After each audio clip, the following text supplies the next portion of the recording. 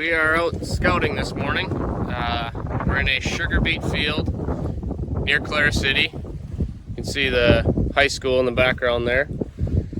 Go Wolverines. We're looking at some sugar beets, looking at CLS, seeing if our fungicides have been keeping enough handle on the pressure that we're getting from CLS. We've had a lot of humid days the last 3 weeks. Today is kind of one of those cooler ones, so it's a nice break from the heat. And some breeze this morning too. The last few weeks we've had a lot of calm and steamy, so this is kind of a nice change. But we're looking for seeing what we got for CLS pressure. There's definitely spots out here, but this field has been sprayed timely. It's had 10 to 12 day application windows. It's due to get sprayed again tomorrow. So we've been able to keep in the fields and keep our fungicide apps up because we've been dry this year, which the crop is showing that, other than some patches of weeds, which happens and will get taken care of manually. This field looks really good. We're also looking for insect pressure, seeing if there's anything we need to add to that next fungicide app to make sure that we don't lose what we've got out here. Something interesting about this field, it was 100% liquid this year. This was one of those fields that went into last winter not necessarily being a sugar beet plan, but because of some rotation and because of needing to plant those shares, we had to kind of adjust and plan for that fertility midwinter. And due to the fact that urea in the spring can sometimes cause some stand loss, we went full liquid. So we did 30 gallons of high energy N. That gets us about 120 pounds roughly of some nitrogen in the spring with the pre. And then we did 7.5 gallons of in furrow for our sugar beet mix, and that was our P and K. And this field looks great, even doing just those, just the liquid stuff. We did some foliar fertirain as well with the first couple fungicide passes, and it looks great. Like, it's definitely doable if you go into a spring not having a field fertilized for sugar beets, and it can work. So that's just something to keep in mind as we go through start the next planting year. I mean, if liquid is something we can keep in our back pocket to give the sugar beet crop what it needs, we can do that. So just was giving you an update from the field. Gonna go look at some other stuff now. Here's a visual of the overlay of the field here, just to show that we're very consistent with the fertility. And how about these beets? This was pulled from a row July 20th. We're gonna have a big crop out here as long as we can keep everything healthy.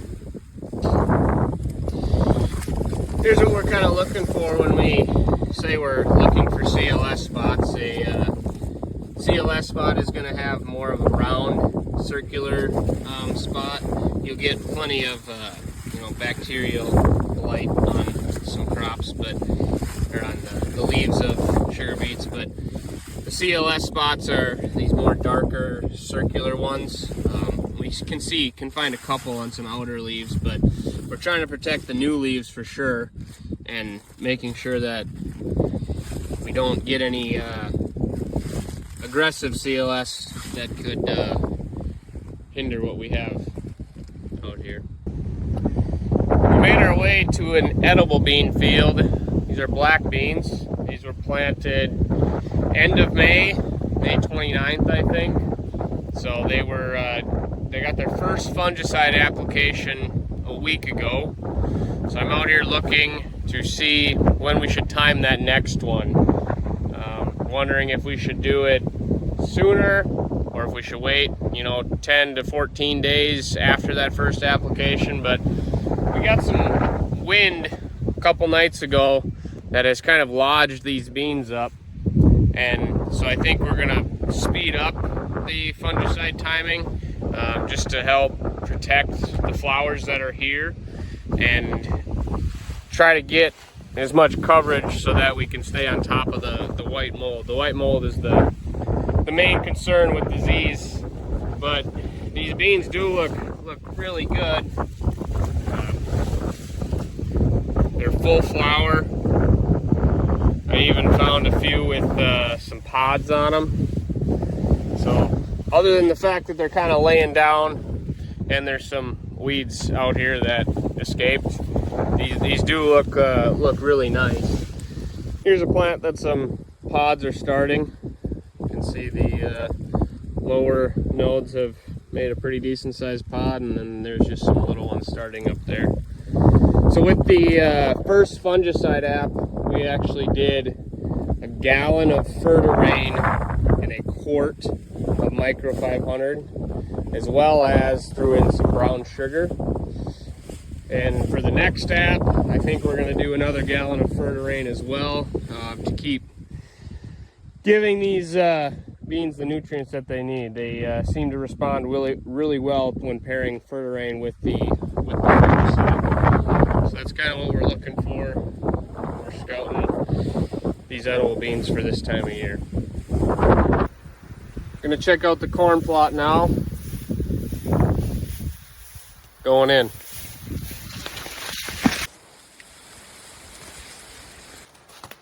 We found our way into the corn plot. Our plot is more in the middle of the field, so we do a headland around all the way around it, and then we have our plot more in the middle to get accurate enough data.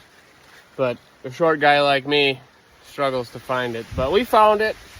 We are going to take a look through all the varieties that we have out here. Things we're going to look for are if we're seeing any disease on any leaves, if we're seeing any insects in insect feeding at all. Pretty much all this corn has tasseled, and there are silks on it that are starting to brown. So we're just going to take some looks at all the different varieties, see what differences we see, and see if that stuff correlates to yield come harvest time. So this row right here, in between these two rows, would be a variety split. So this is an axis number. This is a new Mustang number.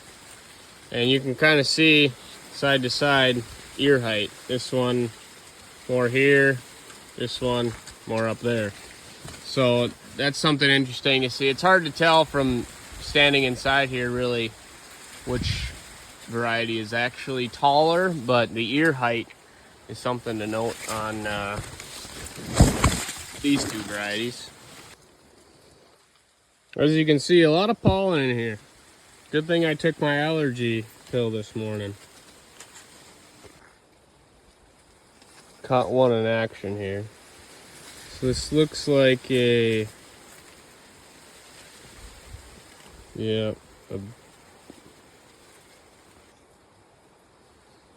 found a little bugger in the silks.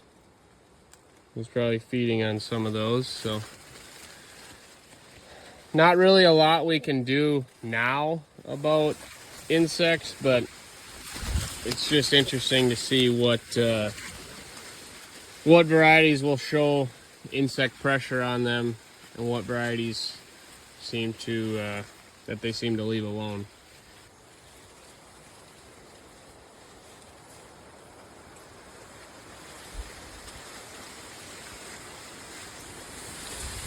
So one thing I'm looking for in these in the plot here is taking a cob, checking out the silks, and then opening the cob up, taking the leaves off, and just seeing if these silks do run, you know, all the way around, all the way down.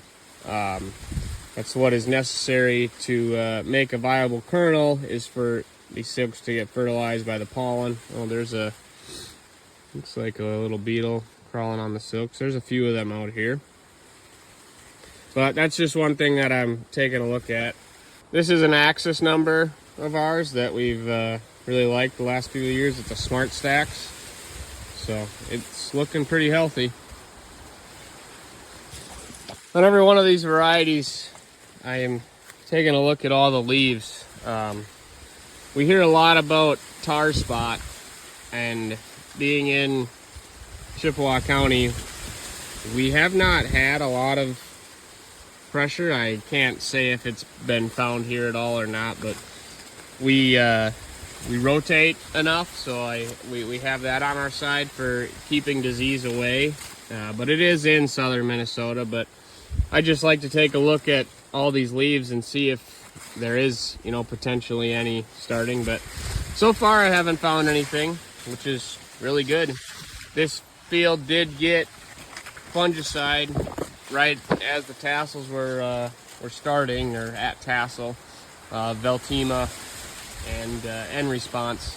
So all the varieties got a healthy dose of fungicide. So hopefully that is an even playing field for all of these.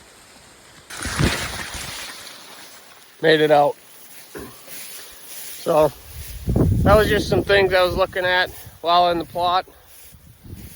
Hopefully you enjoyed following me along. We'll keep you updated on some of the things that we're looking at here this time of year and throughout the rest of the growing season.